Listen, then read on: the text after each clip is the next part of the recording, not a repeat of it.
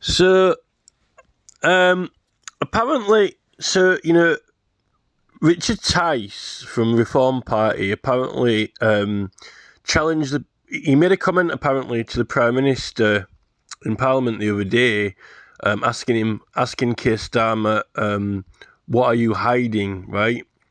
So, like, as if the Prime Minister is hiding something, and it's like I've been like quite critical of Reform UK recently, but I like to think that Tice is playing. He's very much the caricature or the persona of what you would call, like a good solicitor, right? And I guess I'm complimenting Tice on that. Although, I'm not on the side of Reform or the Tories particularly, because I think that most. I don't trust the legal profession at all anyway. But if you are going to have sort of a general loose definition or sort of idea of what a trustworthy or good solicitor would be, or one that you would want on your side representing you, even if they were really expensive and they were going to take all your money off you. But if you have to pay for one, at least they're going to be somewhat honest or actually want to help you or be out to help you, right? As opposed to Keir Starmer, who clearly is the corrupt Crown prosecutor who's is supposedly meant to be working in the public interest, and all these rules and policies and disclosure procedures which are clearly not being followed. I think that was a good sort of juxtaposition of the corrupt Crown prosecutor and the defence lawyer. But are any of them trustworthy these days? But I like the fact that Tice is challenging Starmer. I don't necessarily think that it is a matter of necessarily what they're hiding, but generally seems to be a tradition of misleading people. Now, I've got this page up here, right, and this is definitely on the right subject. It's the 1980 proceedings of Parliament, and this is a subject when they're talking about this petition of leave for court. Because if any matters or anything to do with any proceedings in Parliament or papers or anything was to be even included, mentioned or made use of in court proceedings out of Parliament, they were supposed to petition for leave to be allowed to do it. Now, in my case at Leicester, I had submitted a lot of material and evidence about which was my investigation, right? My petition, right? And it exists, It actually was a real thing that existed as an investigation, and it was all recorded on the Parliament website. And it states in the parliamentary journals that, a petition, all of the evidence connected to it is protected, right? And obviously, how do you get that evidence? You have to go and obtain it, right? So these are all messy civil processes. It goes into great detail to say that anything basically which was obtained or done in connection with that petition is protected, right, under privilege, which is what your Article 19 of the 1868 Bill of Rights is. But they mainly focus on Article 9, right? But really, Article 9 and Article 19 are connected together anyway, because you can't. The activities of petitioning are not done in Parliament, or else you couldn't collect signatures, because then you'd have to have the entire country of England inside Parliament, but they're not. They're outside Parliament, right? You've got to go around the houses, right? You cannot go around the houses inside Parliament, right? So the proceedings of the petitioning to collect the signatures and clearly canvass it, promote it, advertise it, right? Because you can tell people about it, talk about it, right? Are done outside Parliament, because people don't live inside Parliament, right? So you've got many processes for petitioning, which is Article 19, and then you've got the proceedings in Parliament, right? But this is a thing. There's actually a lot of really great information in here. There was a Committee of Privileges report, which it mentions here, I think it might be 1973 or something, but it tells you if I scroll back up. But it says, right, that it was only 2 paragraphs long.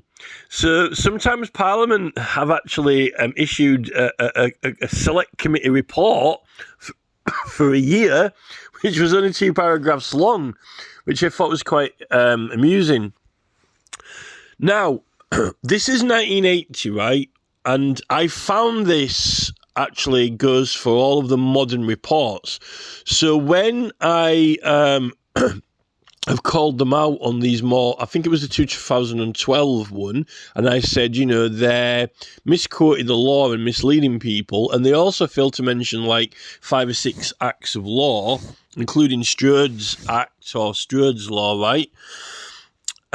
Which that act should be really important to people who are interested in freedom of speech, or at least freedom of speech for political causes, right? Because that really should apply, because it's the wording is anything concerning the Parliament. So if you are, you know, doing a political cause to the Parliament, it concerns Parliament because that's who you're taking it to, right?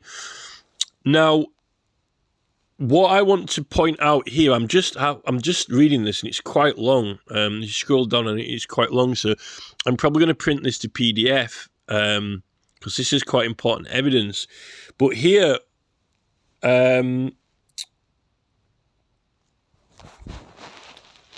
so here that I'll just highlight. I'll see if I can highlight it. Right. So they say when the framers of the Bill of Rights used the expression proceedings in Parliament in 1688. I wish they'd talk about the right to petition, Article 19, a lot more. Maybe there are some parliamentary reports that do talk about Article 19, and that's what really want to find.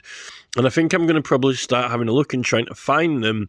But I've been actually at the moment trying to get hold of the actual petitions from the archives themselves, which I'm on with now. And there's some other select committee report. I've got about 20 reports to read. But now this is, you need to know how important this is, right? Because they're saying, he's referring to a report, right? Then it goes on to say, when the framers of the Bill of Rights use the expression proceedings in Parliament, right? They never use the expression proceedings in Parliament. It does not, the Bill of Rights does not contain the term proceedings in Parliament. It says illegal prosecutions by the King's Bench for matters cognisable only in Parliament, right? It does not say proceedings in Parliament. And in fact, I'm going to pause it now and I'm going to get my other phone and just get the Act open. Right, I've got the actual Act open now, right, on 1688 Bill of Rights, and we'll read the words, right?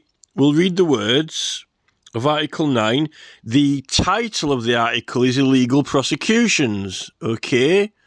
Now, there are only 2 articles in the entire bill, right, which mention illegal prosecutions, and that is Article 9 and 19. And Article 19 is the right to petition, which is our right to petition, and all prosecutions are illegal, right? So that clearly is talking about privileges, right? And then Article 9 is illegal prosecutions, and I'll read out the words, right?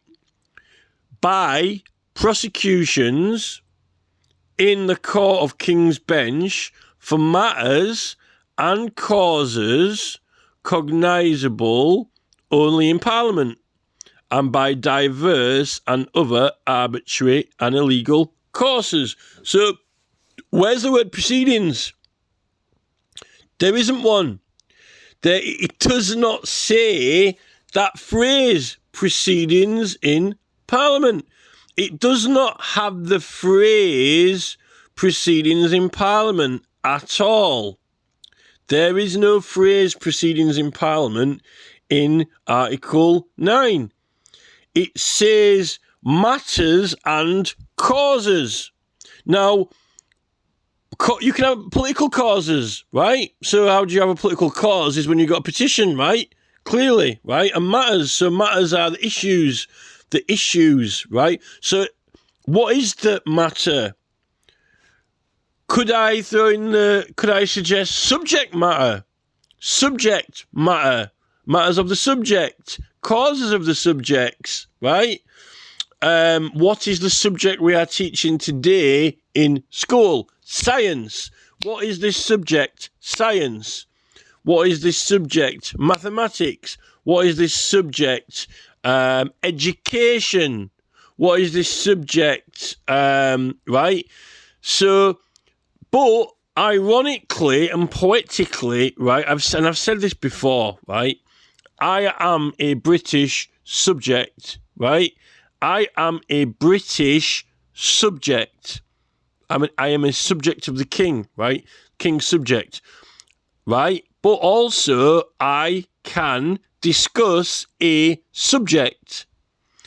Now, this is all about the instrument, right? I am an instrument of God. And this is all about the instrument and the sound that the instrument makes, right? So I am a subject and I can discuss a subject, right? I can be the subject, okay? If everyone is poor, right, the poor people, then the poor people are the king's subjects, but like, they had a debate on poor law, right? There was this poor law debate going on at the same time they were doing the Parliamentary Papers Act debate, right? In the 1840s, 1837, 38, 39, 40, right? So poor law, right? If we're having a debate about poor law, okay, it's about the legislation around poor law, right, which is the poor people, right? So that is the people, the subjects, the poor people are the subject of the debate, but they're also the king's subjects, right? This is like an orange is orange, but it's called an orange, right?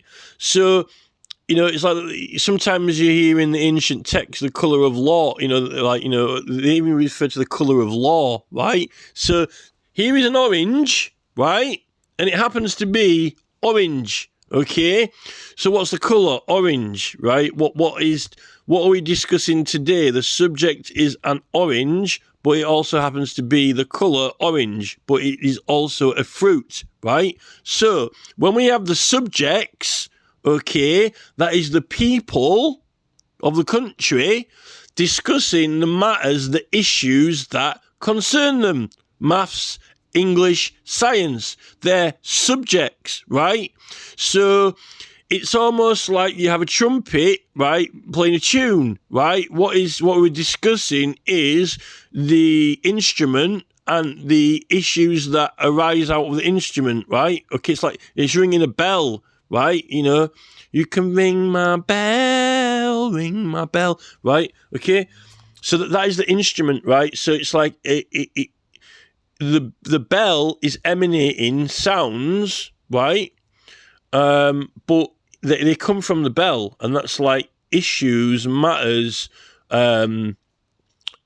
like subjects come from the subject, right? So maths, science, physics, chemistry, all come from humans. They emanate from humans, right? So that is the subjects. It's inseparable. So when we're going to Parliament to discuss the subjects that affect the subjects, right, that is because, you know, the subject always concerns the subjects, right? Because if there weren't any citizens in the country, then there would not be any laws, because then they wouldn't. Who makes the laws? They come from the subjects come from the subjects, right?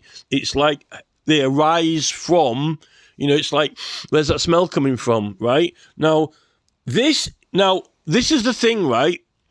Andrew Bridgen MP, okay, he said that when he did his debate in Parliament, you know, about these mysterious deaths, that, you know, everyone left the room, everyone, you know, dispersed from Parliament, and everything that he said that went into Hansard or into the journals had to be fact-checked. And he said that he was correct about everything, you know, because he was telling the truth, right? Now, why is it that I'm opening a parliamentary record here on the Parliament website, right? And here is a piece of information which has been used, and even the committees as far as 2012 were repeating the same thing. In fact, did they even actually do anything new? Did they bring anything new to the discussion? Not what I found, really. In fact, apparently, the committee report they're referring to in here was only 2 paragraphs long, right? When you take everything out of the 2012, well, actually, it was kind of like a consultation with the public, right? I'm talking about. It was a consultation with the public, asking the public what they thought about privileges, right? But it was also kind of like a report as well, right? If you take out what we call plagiarism, right, then copying things that has previously been written, repeating them over and over again when they're not even their words, right? And if you take out things that have already been talked about in the past, then there's not actually much left in the report or in the consultation. In fact, you might as well be left with about 2 paragraphs, and that might be I'm sort of, it's kind of a joke, that, but it's also has some truth to it as well. So they're not really, I wouldn't say that they're doing much now in this writing here. You've got all these members. And my right honourable friend did a most noteworthy report. And this honourable committee it was a mighty great committee, and I happened to have the pleasure to be on that committee. All this kind of rigmarole, roll out the red carpet tosh, right? When that they're making. Apparently, the petitions committee said in 1973 in the report that they met 4 times a year, and it lasted for about 1 minute, right? And he even said that the whole thing's a complete total waste of time and a con, right? He admitted it. They admitted it in writing that it was a waste of time.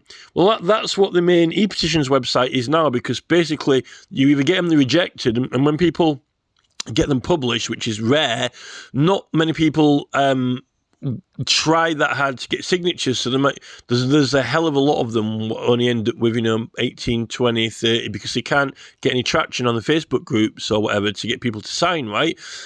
You've got to do really well. They're not very appealing, some of them, right? And unless you can appeal to people, your peers, and unless you can kind of like unless you can present something which is,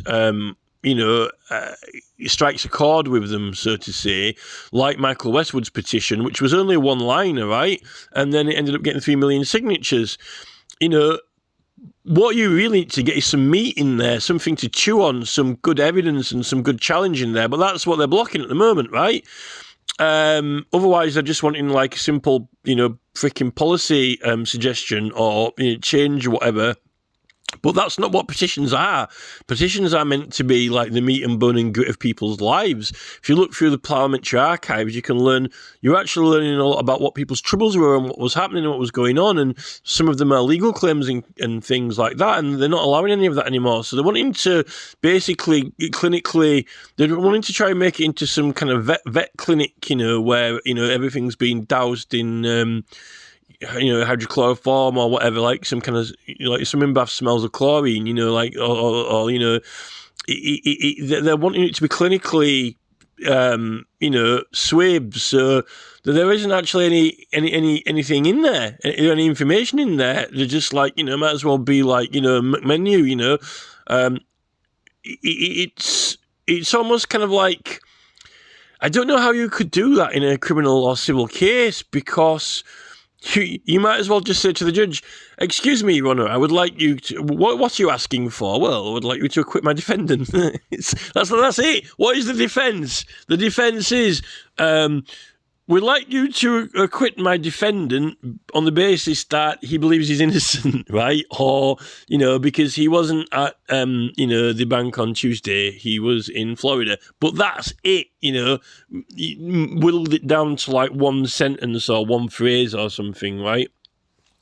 Which that's not a defence, right? It has to contain a lot more information and details than that. I mean, it was almost like, if they were running the court systems on the same basis that they're trying to run the e-petitions committee now, It would be like Elon Musk's I'm going for a chocolate milkshake tweet, which all he's doing is saying that he's going for a chocolate milkshake, but every single news outlet in the whole planet is, oh, Elon Musk just tweeted that he's going for a chocolate milkshake, and it's like as if it's some kind of like it's gold, like you found gold or diamonds in a diamond mine or something, as if it's got like some kind of everyone needs to hear this or see it or whatever, which is kind of just ridiculous, right?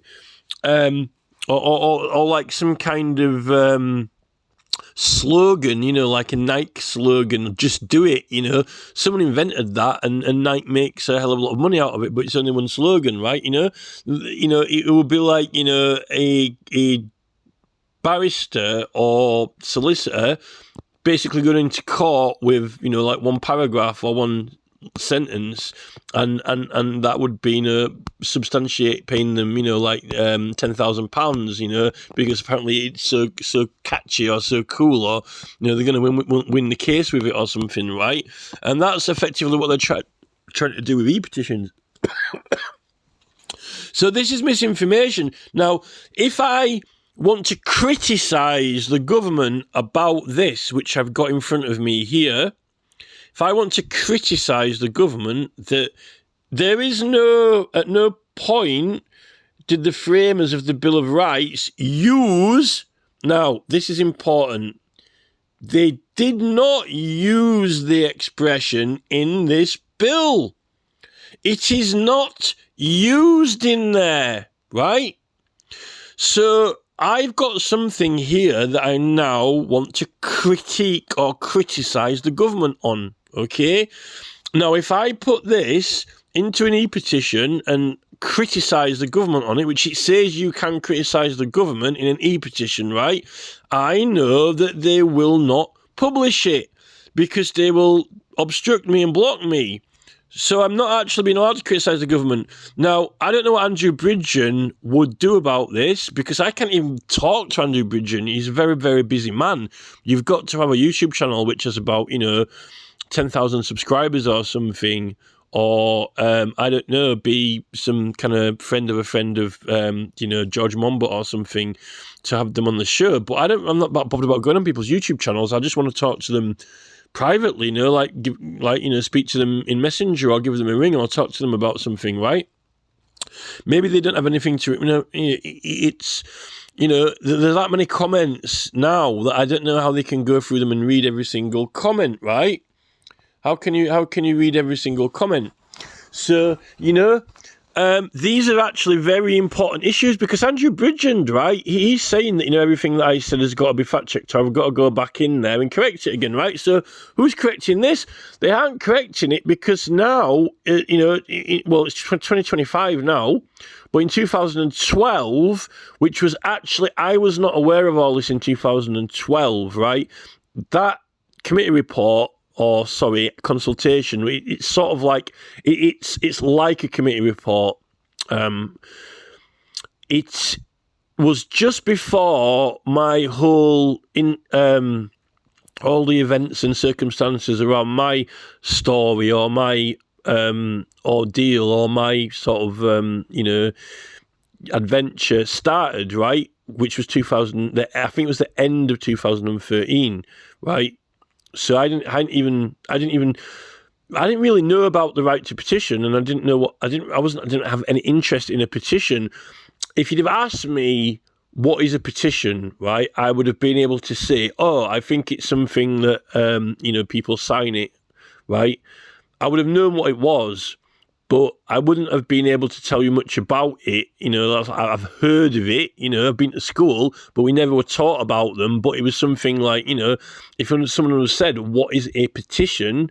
I would have said that it's some kind of legal document or something that people sign, right? That's what I would have said. So it wasn't until after 2013 when I found the Bill of Rights myself. In fact, I found it as soon as I basically, someone said to me, why don't you do a petition, about all these issues, right? Then that I did find that very early on at the start. I might not have found it, right? But I did find it because there was a lot of other things you can find and read. But I actually did well to find that right at the start and read the right to petition. And then I was like really, really interested in it, and I wanted to find out a lot about it. But because I was actually doing it, it wasn't purely the right. I was like, I need to use this right to do this, this investigation and this cause, right? So it was the investigation and the cause itself, the subject, which I was focusing on. And I didn't actually have that much time to focus on the right because I was focusing on the subject. Now, everyone seems to have taken up their own subject or matter. There's all kinds of different things going on, like illegal immigration, and there were other people doing things to do with road signage, like Noel Wilcox and Kingsley Hamilton and people like that. There's quite a few people doing it now. No one else was doing anything like that at the time when I was doing it. So now it is actually the subject is the right, rather than the subject being the subject, whatever is maths, English, science, immigration, police conduct, whatever you want, subject you want. Now my subject is the right itself. So this is just pure. I mean, who's going and correcting this, right? The term is not the expression is not used. When the framers of the Bill of Rights use the expression proceedings in Parliament, they aren't using it. Now, he might say they used it elsewhere, but when the framers of the Bill of Rights used the expression proceedings in Parliament in 1688 and did so in the same context as debates, it's probably... So, I don't actually... The thing is, right, they might have mentioned proceedings in Parliament in other proceedings, like in the 1688 sessions. I've actually looked through all that, and I've actually got it on my page. I actually linked to all those proceedings on the page. What we actually find in the 2012, in that 2012 Privileges Committee document, which I think it's sort of like a report, but it's also like consulting the public, right? What they actually do in that is they actually don't, they're not doing what this is saying here. They're actually presenting, what they say is, they put a title and they say 1688 Bill of Rights, Article 9. And then underneath it, right, they put this proceedings in Parliament thing. They frame it as if it was that, but it's not. They say this is article, so they never actually put the article there. They don't actually put or show the article. They talk about the article all the time, but they don't put the actual article itself in there. And they keep referring to this proceedings in Parliament, which is not the article. And then by the time they finish, they're trying to make out that the article itself somehow contains these words, but it doesn't. And I think that's important because it actually contains the word causes as well. And if you start talking about causes, then you have to include political causes, right? Which you are bringing, and who brings political causes? People who are petitioning and collecting signatures, right? And how do you get them into Parliament? Well, you've got to go about your messy processes. So then this is the thing, courts aren't allowed to mention or use it in evidence, okay? Without this petition for leave. And this is what I'm looking into now. And, apparently they didn't... They removed this requirement for petition of leave, but only for certain things like certain reports and things like that. Apparently, they didn't actually remove the requirement of it when it actually comes to your petition campaigns and causes, right? So they're still supposed to do it, and this is what courts are not doing now. They don't even want to... Well, actually, with some of the Extinction Rebellion cases, they were saying that they told them that they were not allowed to talk about it, but the reason they're not allowed to talk about it is because they're not allowed to have... They're not allowed to... They aren't allowed to prosecute the people because it's illegal prosecutions, because... the issues that those people were engaged in were matters that were to Parliament, right, which privilege. So I think that, Parliament. I think because if you say, well, they're not referring to the actual Bill of Rights word in itself, they might be referring to some other text that was used at the same time, like, you know, in the proceedings. But I can actually go. I've actually got those proceedings because I linked them on the Facebook page, and I might actually search through those and actually see if it does contain the worded proceedings in Parliament, right? And if it doesn't contain them in the actual proceedings, because in those proceedings back then, it wasn't when they didn't have Hansard, and they didn't have like they had like it was just quite like a basic journal, like a really simple basic journal, right? You see, it wasn't until the 1800s when they started to record it in more detail. Although saying that, when they would present petitions, they would, in the 1700s, they were including the petition texts in there, right? So there were some things were more detailed. So the 2012 evidence is that they were attempting to frame they were trying to say that a certain quote that includes proceedings in Parliament is the Bill of Rights, but it isn't the Bill of Rights. They put a box around it. They even actually put a square box around it, right? Which is kind of ridiculous. So there's definitely some misleading going on the whole way through. And they're even saying here that they're saying that they wanted to go back and clarify what the 1688 bill actually means, but they're not doing a great job of it, actually, by misleading about it. You know, it would help if they actually included the words, but they never do. They never do include the actual words. Because if they wanted to help try to clarify it, why wouldn't they include the words and talk about the words, the actual words? Instead, they keep on pretending they want to clarify it by not mentioning the original words and instead doing these other references, which actually is contrary to what they claim they're trying to do.